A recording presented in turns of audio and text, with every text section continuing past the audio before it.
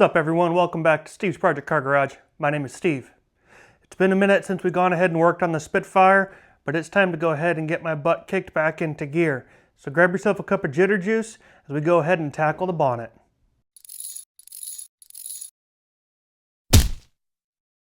So in the last video you saw me kind of playing around with the door gaps after getting the tub landed on the frame. That was months ago. And so now we're kind of back at it. I had to go through a couple of things, get the garage cleaned up and kind of get myself back motivated. But we're here. And I'm still trying to take advantage somewhat of the cooler temperatures we have here in Florida before I completely waste it all. So what we're going to work on is getting the entire bonnet stripped. I'm going to get everything taken off of it, get all the hardware out, going to go ahead and pull the wiring harness out, use that for mapping out the wiring harness that we'll be putting back in. But we're going to go ahead and get this guy stripped down to the bare metal with the intention of going ahead and getting the epoxy 2K primer on here and at least getting the bonnet situated and figured out as far as metal work is concerned. I don't think there's going to be a lot of metal work that we're going to really have to do. There are a few spots on the underside here that I found that are a little bit on the crusty side, so we'll have to take the grinder to it and figure out what that metal looks like and then go from there. But that's it. So let's just start taking things apart, get everything categorized and put into plastic bags and stored so we know what's what. And then we'll have to bring it outside and start stripping. As we start tearing things apart, we're gonna see here like these chrome rims. These things are trash. I actually got a new set from a buddy of mine, but we're gonna just kind of explore and see what the situation is on a lot of this. I frankly don't know exactly what we're going to find. I have my suspicions that for the most part the metalwork should be okay, but you never know. As we've discovered on other spots of the car that looked nice, once you really kind of start getting down into it, it was just absolute garbage. Now fingers crossed though, I think we are going to be okay on the bonnet, but there could still definitely be some work that has to come along with it. I've had these lamps out in the past, but it's been a minute.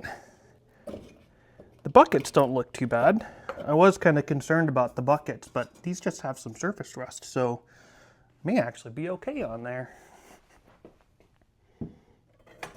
I do plan on replacing the actual lights with, oh, those are flatheads. Replacing the lights with LED. I want them to be as bright as possible.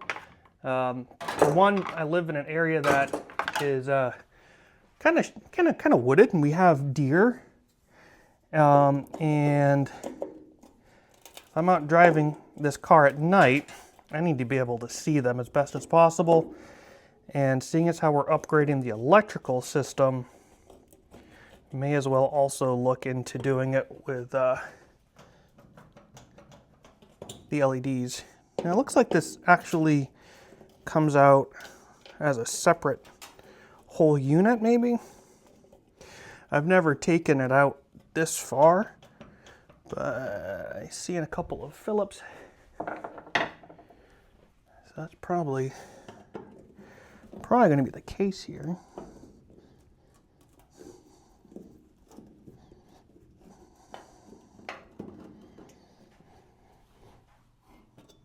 Got one out.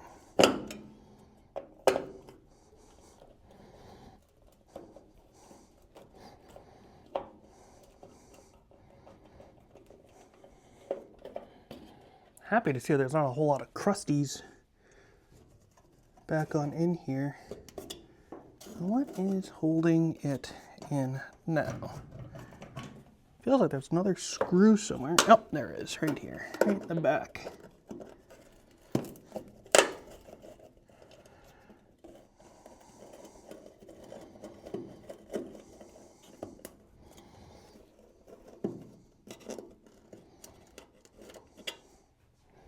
All right. Just gonna take a little flathead, see about peeling that back, and there we go.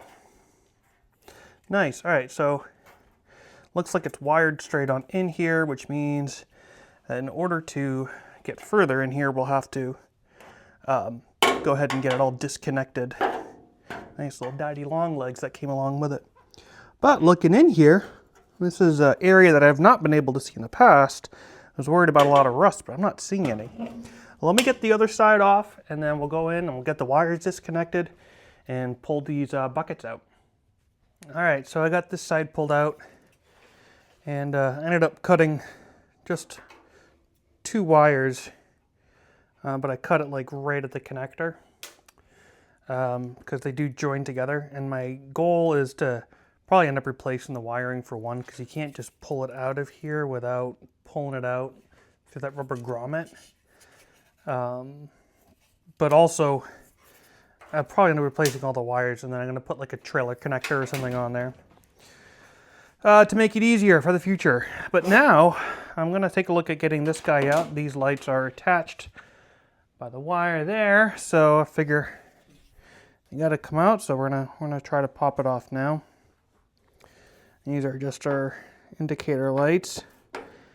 I have not taken these out before, so this is the first time in probably 25 years since this was done.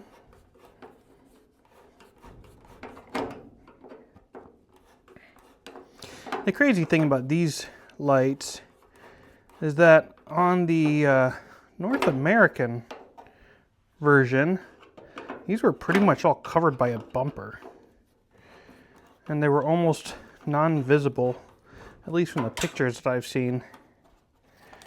Just kind of makes them a little bit on the useless side, but I'm not going to run with bumpers. I'm going to run with overriders instead, so these will be shown. They'll be visible.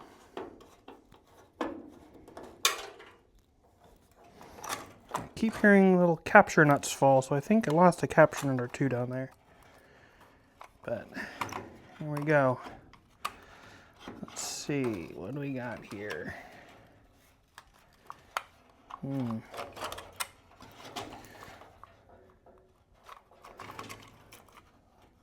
Crusty. That's what we got. Looks like we got a bit of a broken lens. That's unfortunate, but it is what it is. I don't know if those guys come off or not. Let's see if I can pull that.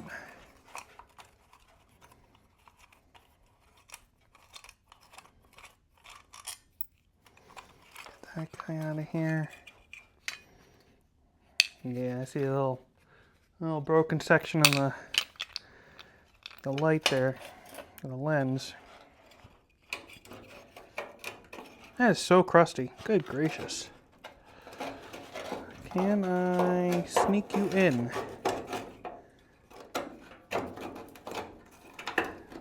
Just about, maybe.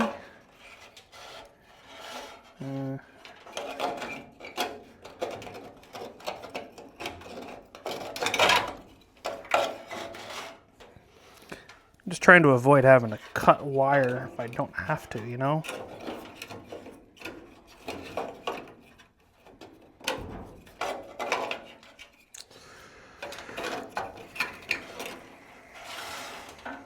I don't want to cut wires. Dang it. It's going to make me cut wires though, isn't it? Alright, we're just going to give that wire a snip.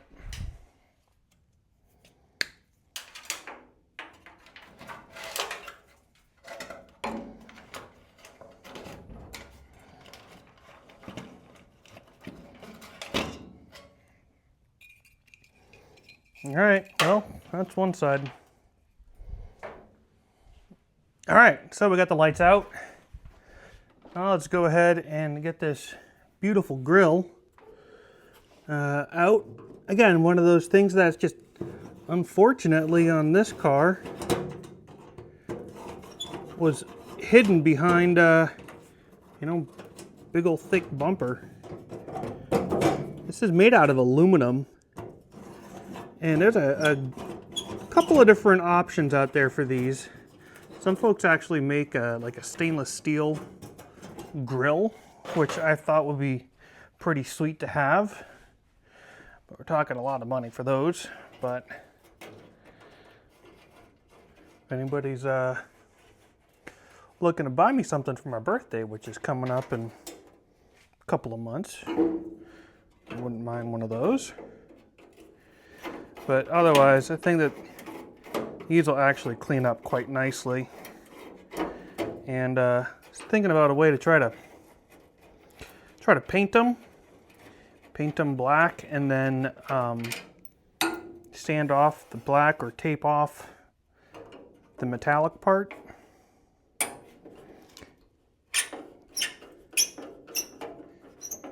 think that might be pretty cool.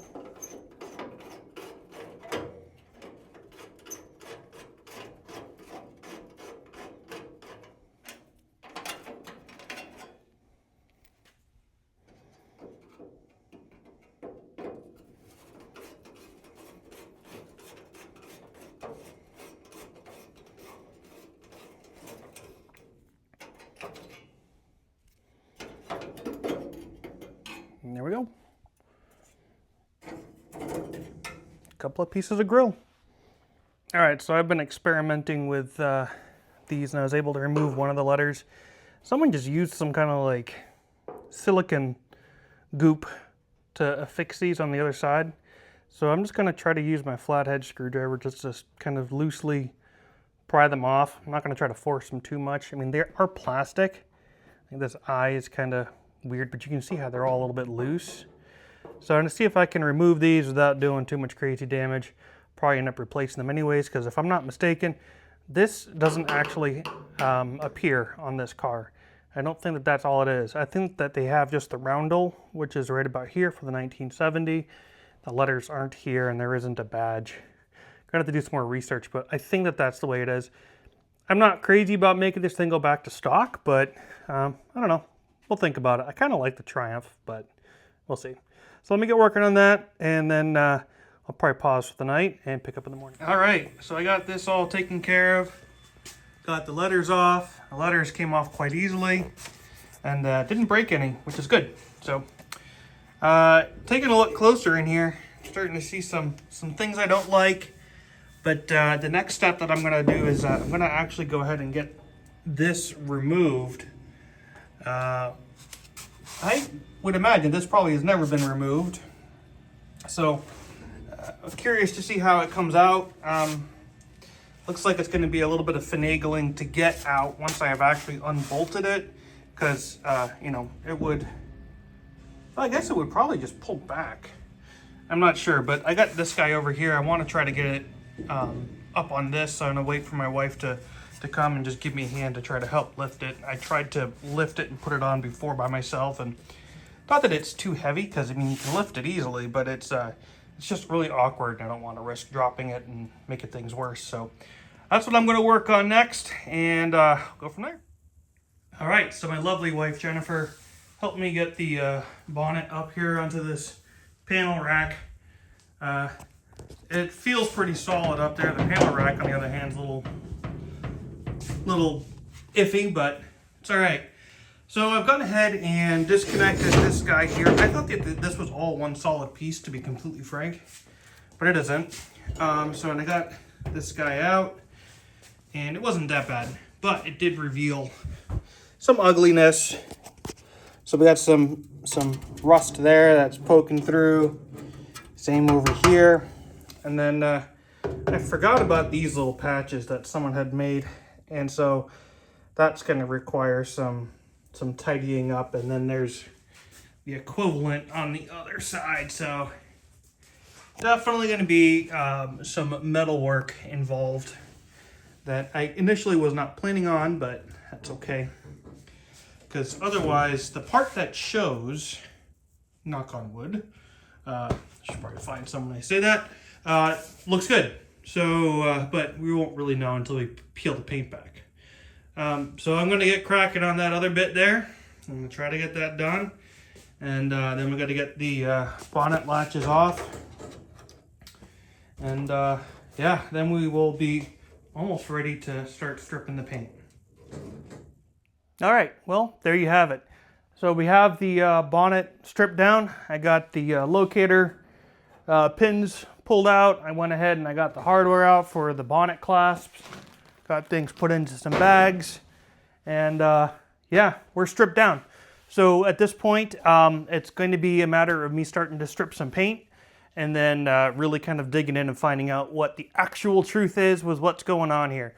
There's a little more than I thought there would be in terms of rust, but that's okay. We know how to fix that. So with that being said, I'm just going to go ahead and wrap up here. I know it's been a long while since you guys have had a Spitfire update, so that's why I want to just try to get this taken care of, get this out there, so that way you guys can see proof of life. So with that being said, make sure you go ahead and hit that like and subscribe button, click the bell to get those post notifications. And when working on project cars like this, don't forget to give yourself some time if you need a break, but most importantly, don't be that dreaded previous owner. Cheers.